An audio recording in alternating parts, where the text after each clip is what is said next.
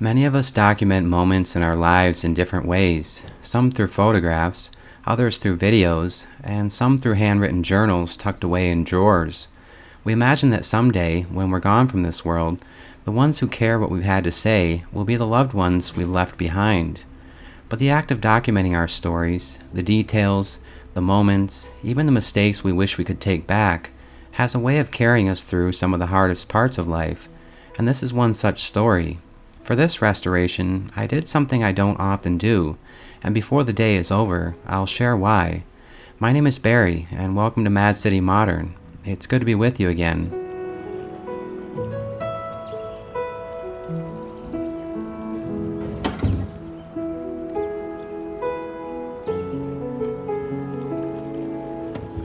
This is a large 1920s Art Deco buffet made by Brickweed Brothers Furniture out of Marietta, Ohio.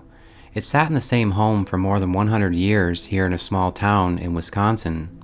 I found it listed on Marketplace for $100, and I didn't do this on purpose, but unfortunately, while transporting it to my shop, it was exposed to the rain, which had a drastic effect on the lacquer finish. But I wasn't too disappointed, knowing I would be refinishing this entire piece.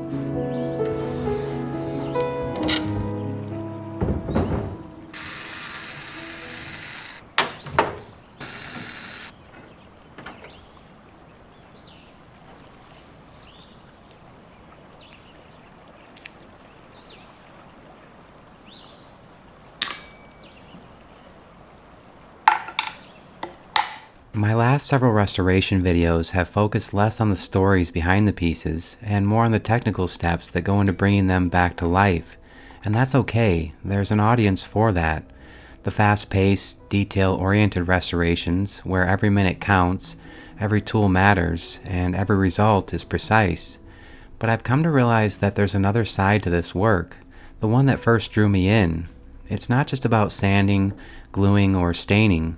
It's about the lives these pieces once lived and the stories they still carry. Some viewers come for the techniques, but I believe that others come for the reminder that restoration isn't only about wood and finishes. It's about memory, patience, and the idea that anything or anyone can be made whole again with enough care. And that's the balance I hope to find again.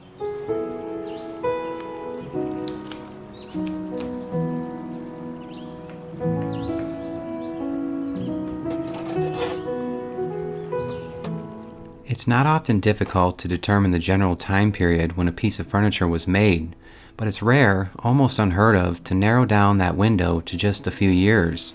You see, I was told by the seller that the original owner of this buffet placed it in her home the same year the house was built, in 1920. I want to believe that story, and maybe it's true, but based on my own research, the Marietta Mantel Company didn't change its name to Brickweed Brothers until 1923. So while I can't say for certain which name was on the label when it left the factory, I can say this: it was almost certainly made in those early 1920s years, right around the time when America's craftsmanship was shifting from tradition into the beginnings of modern design. And here's the most remarkable part: this buffet wasn't removed from that home until 2025. That means it sat in the same place, under the same roof, for over 100 years. A century of birthdays, holidays, and quiet evenings, all witnessed by a single piece of furniture. And today, I get to be the one to bring it back to life.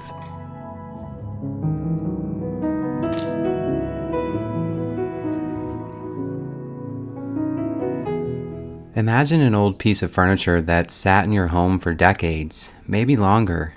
Think about the birthdays, the holidays, the quiet Sunday mornings that it's seen. How many stories one table, one dresser, one chair could tell if it could speak.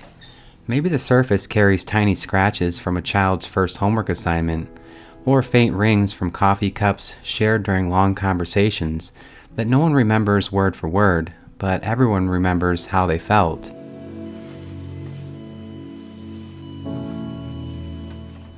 Some pieces even hold the passage of time itself, the way a family slowly grows, then moves on, leaving behind the things that once held them together. That's the magic of old furniture. It's not just the wood and the finish. It's a silent witness to the moments that shaped us.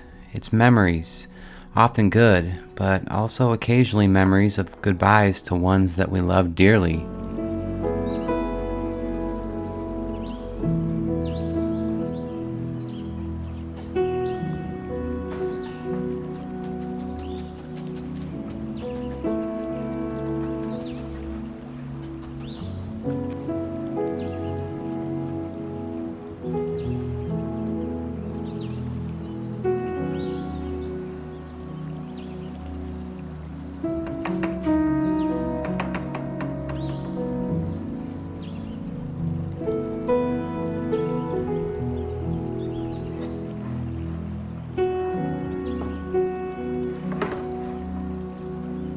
On the larger surface areas, I scraped some of the old lacquer off with a carbide scraper, and for other sections, I applied a chemical stripper, which didn't work as well as I had hoped this time.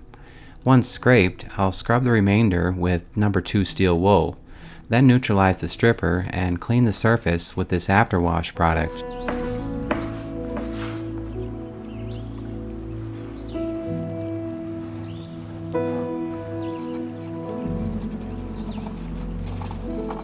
Removing some of this now sticky lacquer proved to be difficult and will make the sanding even trickier during the next step. Here's a better look at some of the sanding tools I'll use for this project. Since the top of the buffet is a thicker veneer than what you might find in a mid-century piece, I felt comfortable using the orbital sander with a 150 grit sanding disc for the first pass.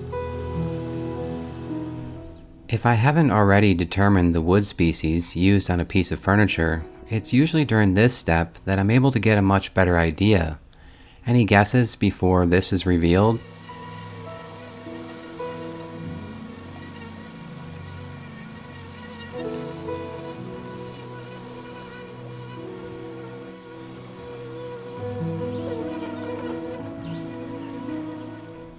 Once I've made the first pass with 150 grit, I'll use this hand sanding block with the rigid side to sand the surface with 180 grit sandpaper.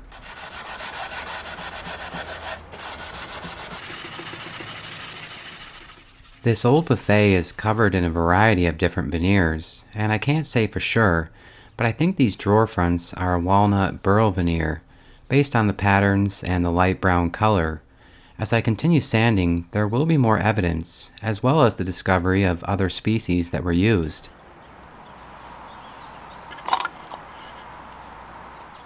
I love the challenge of refinishing old furniture, but I'm often intimidated by the thought of having to make new parts. Unfortunately, one of these pieces was missing, so I'll have to make a new one. I think these are maple covered with black lacquer. Using black lacquer on accent pieces was a bold design choice during the Art Deco era, believed to be first used on many famous Donaldeschi furniture pieces from the era. The discovery of solid brass drawer pulls paired with black lacquer mounts is what makes this buffet really stand out in my opinion.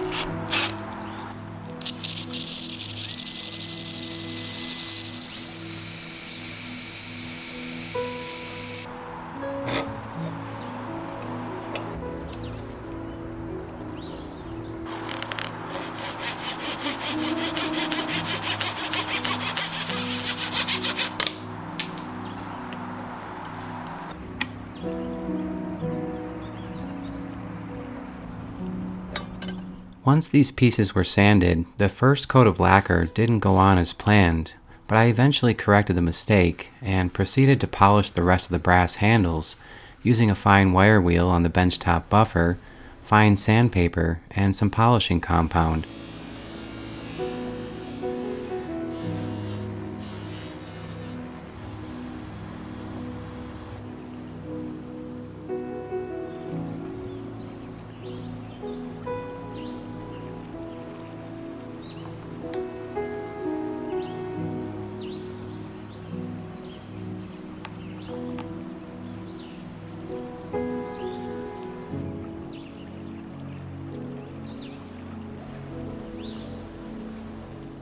I'll coat these with lacquer for brass and call them done.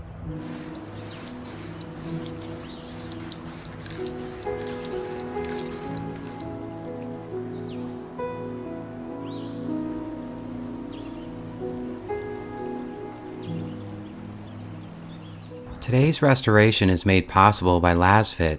Lasfit makes laser-measured, custom-fit, all-weather floor mats for hundreds of vehicle makes and models. I've been using Lasfit's floor mats and bed liner in my trucks for several months, but today I'm installing floor mats in a 2024 Kia Telluride. The brutal winter weather is just around the corner here in Wisconsin, and these all-weather floor mats will help protect the carpet from rain, mud, snow, ice, and salt. Right out of the box, these mats take minutes to install. They will need time to lay completely flat, but they're a perfect fit. And unlike traditional mats that slide around or curl at the edges, these stay locked in place thanks to their non-slip backing and raised edge design. I also like that they have Velcro strips that stick to the carpet. That raised lip actually traps water, mud, and debris, keeping it off the carpet. Cleaning these mats only takes a few minutes. You just pull them out, spray them off with a hose, let them dry, and they look brand new again. Lasfit's mats are built to last. They're tough, dependable, and made specifically for your vehicle. So check out lasfit.com or click the link in the video description to see if Lasfit offers floor mats for your vehicle, and use my code MCM20 for 20% off your order. By choosing Lasfit, you're choosing to support my work and my vision, so thank you. I continued sanding all the parts of the buffet, first with 150 grit sandpaper and the orbital sander, then 180 grit with a hand sanding block. It looks to me like this buffet is covered with a variety of thin layers of walnut veneer, walnut burl veneer, and perhaps mahogany.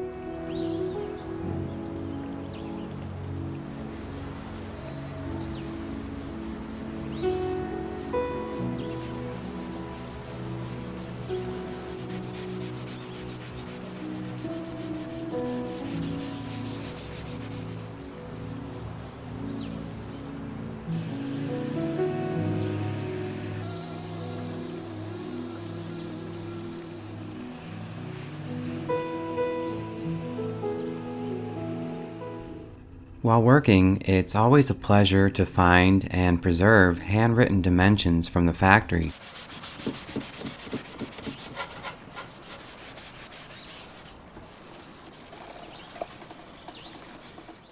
I'll do my best to sand and blend the damaged veneer pieces before color matching during a later step.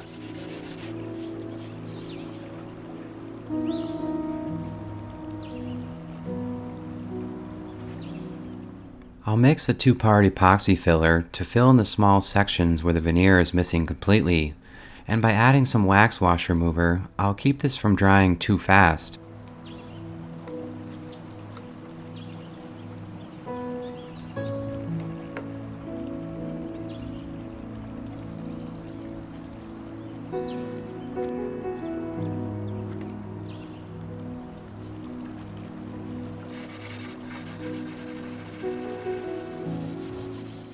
This original silverware tray with the maker's mark is why I think you'd call this piece a buffet, but please correct me if I'm wrong. I'll gently scuff sand the wood, and regarding the felt, well, I thought it was a bit dirty, but too nice to consider replacing, so I'll gently clean it with warm dish soap and a toothbrush.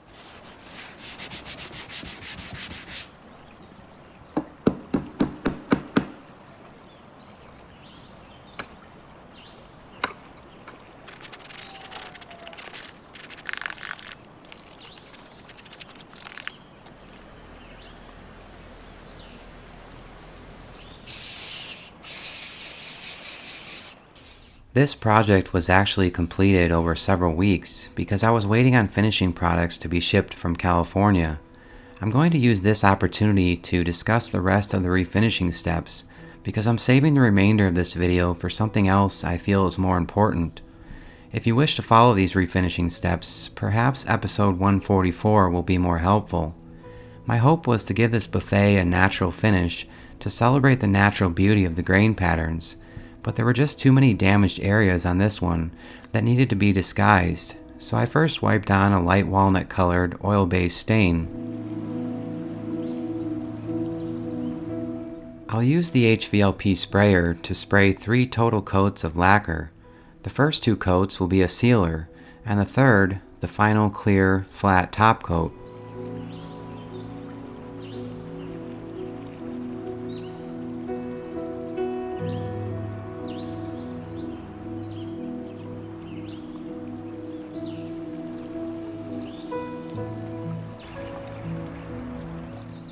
In a moment, you'll see a few brief clips of more sanding, staining, and sealing, because I work on these large projects in sections. Following the first coat of sealer, you'll see me mix powder stains with sealer to brush on color over some of the damaged areas. I've not yet perfected this art, but I learn more with each new challenge.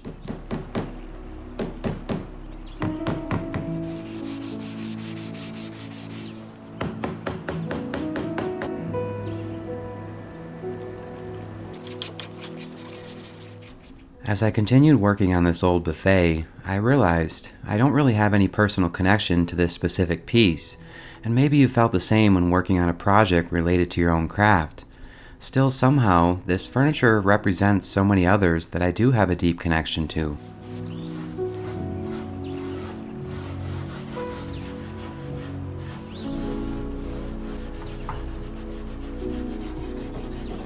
My role in its story is small, just a few days spent refinishing it.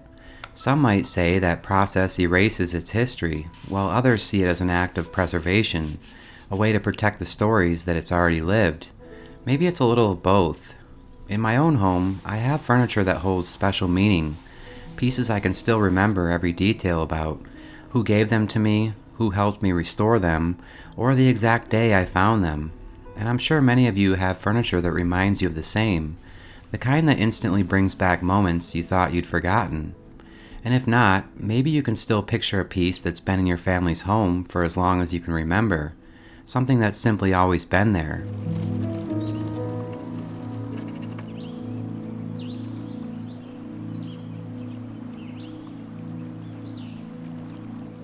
In the hallway of my grandmother's home still sits a Lane cedar chest she's had since 1947, and my parents, an antique hutch they inherited that's been in their home for 45 years of marriage.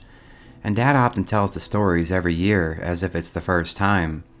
I too have furniture pieces that, for one reason or another, I consider to be priceless.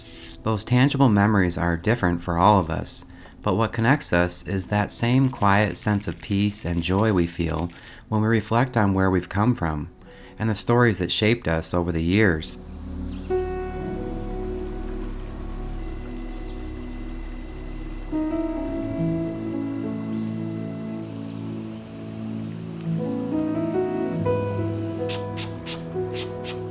I've said a lot in this video, but if you remember, at the beginning I said that I did something I don't often do.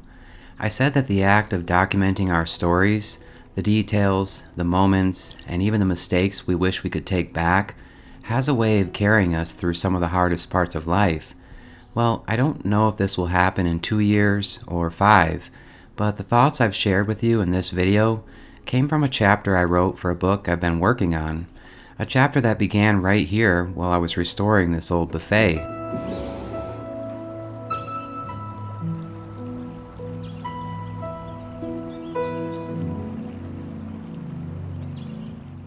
Somewhere between the sanding and the silence, I started putting words to the things this work has taught me, about patience, forgiveness, and the quiet beauty of giving something a second chance.